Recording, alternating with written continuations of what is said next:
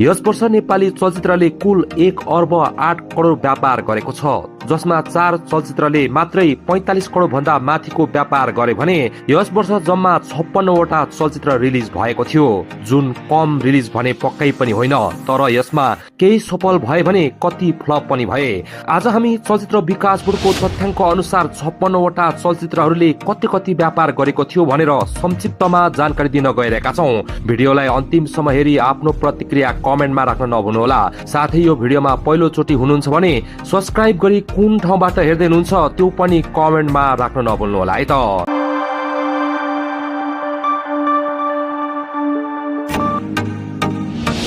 2082 सालमा मात्र नेपाली चलचित्रले 1 अर्ब 8 करोड भन्दा माथिको व्यापार गरेको छ।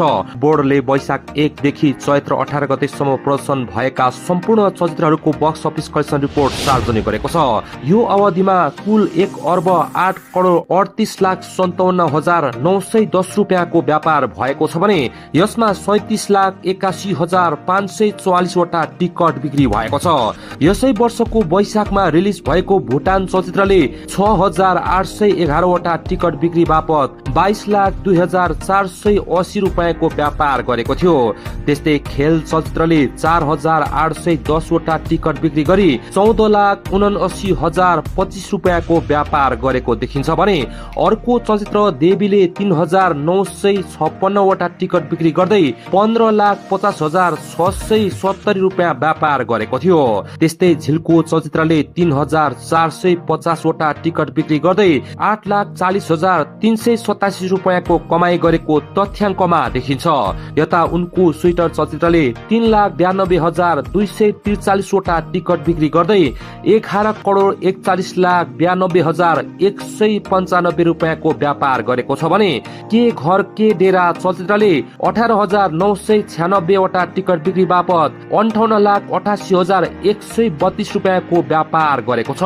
यता हेलो काशीराम चलचित्रले 132 वटा टिकट बिक्री गर्दै 34,200 रुपियाँको मात्र व्यापार गरेको थियो भने नरसिंह अवतारले 66,546 वटा टिकट बिक्री गर्दै 1,82,47,631 रुपियाँको व्यापार गरेको थियो। यस्तै महाभोज चलचित्रले 25,821 वटा टिकट बिक्री गर्दै 68,86,755 रुपियाँको व्यापार गरेको चलचित्र विकास बोर्डको तथ्याङ्कमा देखिन्छ। यता जनते बाक्रोले पनि 13,310 वटा टिकट बिक्री गर्दै 38,86,290 रुपियाँको मात्रै कलेक्सन गरेको तथ्याङ्कमा उल्लेख छ। त्यस्तै यो मन्त नेपाली हो चलचित्रले 3,529 वटा टिकट बिक्री गरी 9,25,179 रुपियाँको व्यापार गरेको थियो भने रियल रिङ्गेट चलचित्रले 1,538 वटा टिकट बिक्री गर्दै 5,12,731 रुपियाँको कलेक्सन गरेको थियो। त्यस्तै मोहर चलचित्रले 1,89,196 टिकट बिक्री बापत 5,08,95,512 रुपियाँको व्यापार गरेको थियो। यता सिटामोल चलचित्रले 17,110 वटा टिकट बिक्री गर्दै 48,94,140 रुपियाँको कलेक्सन गरेको थियो भने वैदे बाले 188 वटा टिकट बिक्री गरी 56,400 रुपियाँको व्यापार गरेको थियो। त्यस्तै माग्ने राजाले भने 1,67,483 वटा टिकट बिक्री गर्दै 4,69,43,46,651 रुपियाँको व्यापार गरेको तथ्याङ्कमा उल्लेख रहेको छ।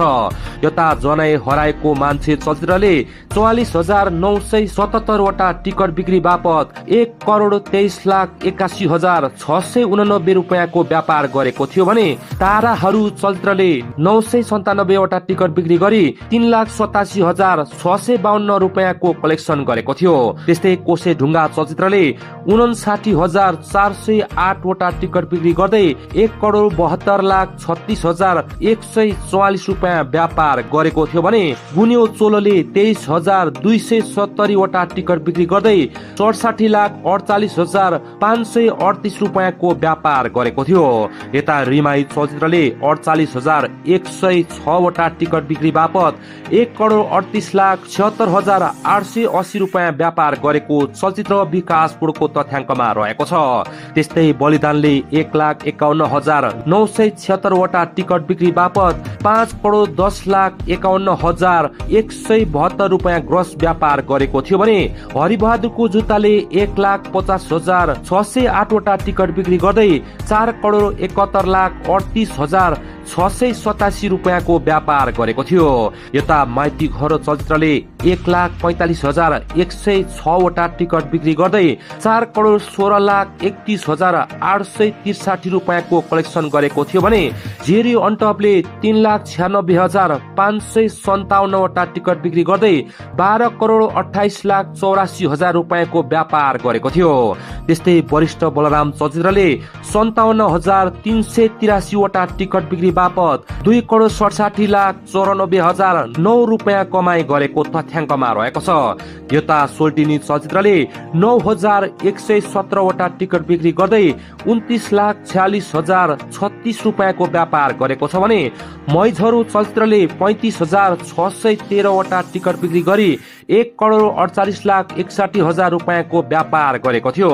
यता परान चलचित्रले 63,651 वटा टिकट बिक्री गर्दै 17,87,86,400 रुपियाँको व्यापार गरेको छ।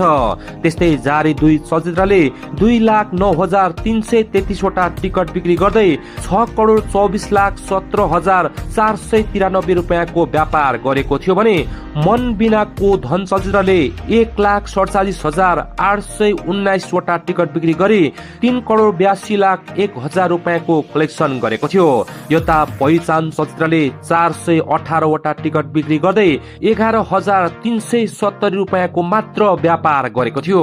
त्यस्तै हर्ष चलचित्रले 8,863 वटा टिकट बिक्री गर्दै 28,77,336 रुपियाँको व्यापार गरेको छ भने अभिमन्यु च्याप्टर 1 ले 6,902 वटा टिकट बिक्री गर्दै 21,59,534 रुपियाँको व्यापार गरेको थियो। यता पीआर चलचित्रले 2,191 वटा टिकट बिक्री गर्दै 69,163 रुपियाँको व्यापार गरेको थियो भने लोकन्ती चलचित्रले 1,427 वटा टिकट बिक्री गर्दै 4,14,040 रुपियाँको व्यापार गरेको थियो। त्यस्तै चिराग चलचित्रले 388 वटा टिकट बिक्री गरी 85,850 रुपियाँको मात्र व्यापार गरेको थियो। यता झरी पछिको इन्द्रेणी चलचित्रले 40,447 वटा टिकट बिक्री गरी 1,28,17,649 रुपियाँको व्यापार गरेको थियो भने मुक्लान चलचित्रले 2,426 वटा टिकट बिक्री गर्दै 6,36,169 रुपियाँको व्यापार गरेको थियो।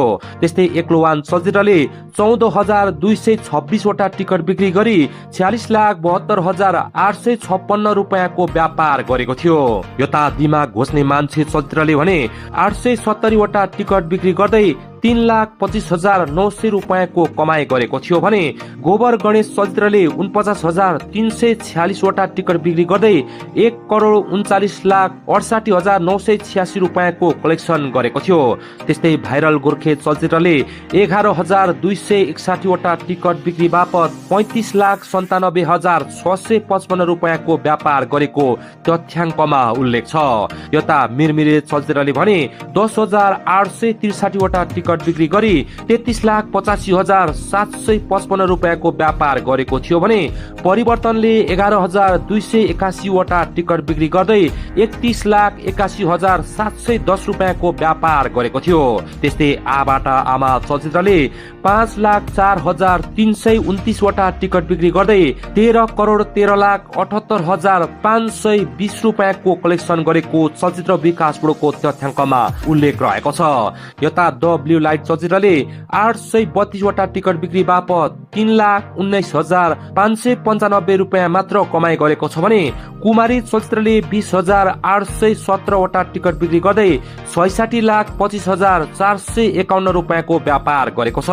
त्यस्तै रमिताको पिरती चलचित्रले 9,973 वटा टिकट बिक्री गर्दै 30,84,093 रुपियाँको कलेक्सन गरेको छ भने बिगुल चलचित्रले 2,722 वटा टिकट बिक्री बापत 9,28,860 रुपियाँको व्यापार गरेको देखिन्छ।